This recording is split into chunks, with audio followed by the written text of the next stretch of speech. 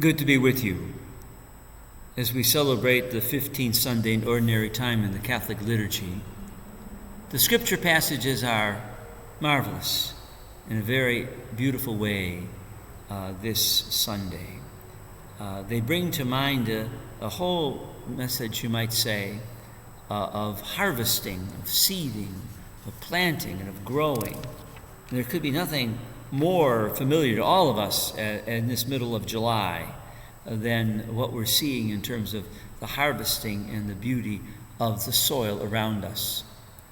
I am taken up that we've had a very wonderful worker from the parish working our gardens, tilling the soil, planting seeds, rearranging some of the bushes and the plants.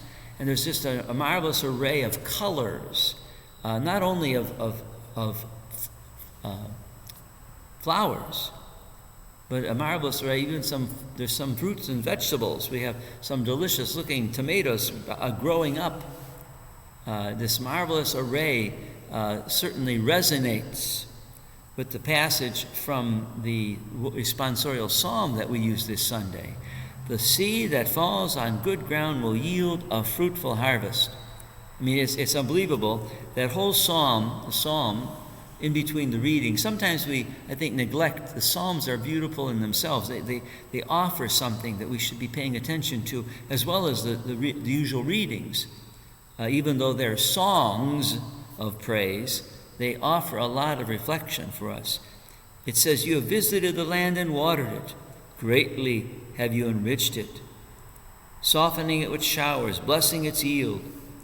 You've crowned the year with bounty, and your paths overflow with a rich harvest. The untilled meadows overflow with it, and rejoicing clothes the hills. The fields are garmented with flax, and the valleys blanketed with grain. They shout and sing for joy." What a beautiful, just the plenitude of this harvest of the land. But that's not what Jesus is trying to teach us about. He's talking about a different harvest.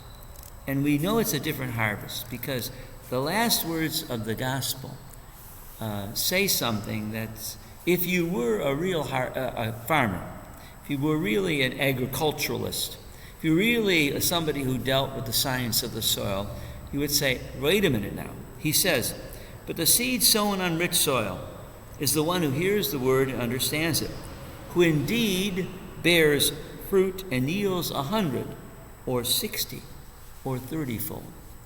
100-fold or 60 or 30. Actually, those are way impossible for physical soil to do.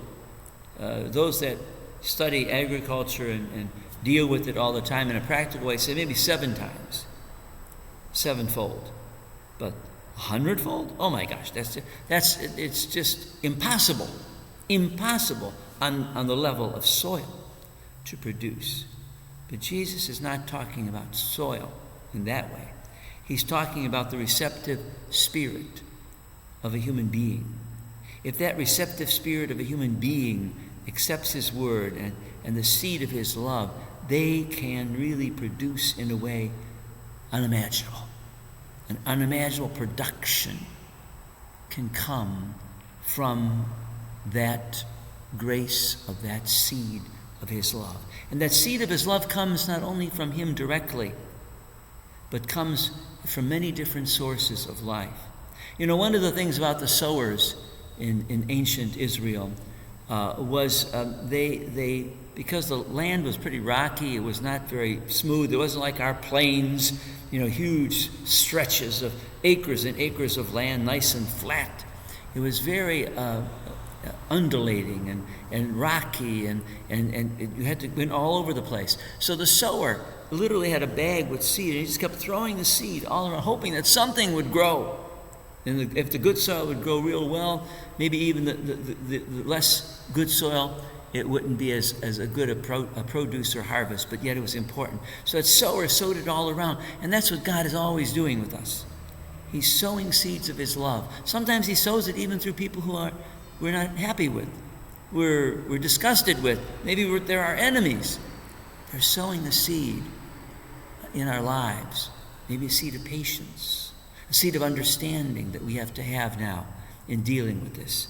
So that rich harvest that Jesus promises is truly of a deep and spiritual nature. Let him sow that seed. Open your heart to his sowing of it, the message of his gospel in your heart, so that you can discover that you too will have a rich harvest. And as the psalmist says, the seed that falls on good ground will yield a fruitful harvest.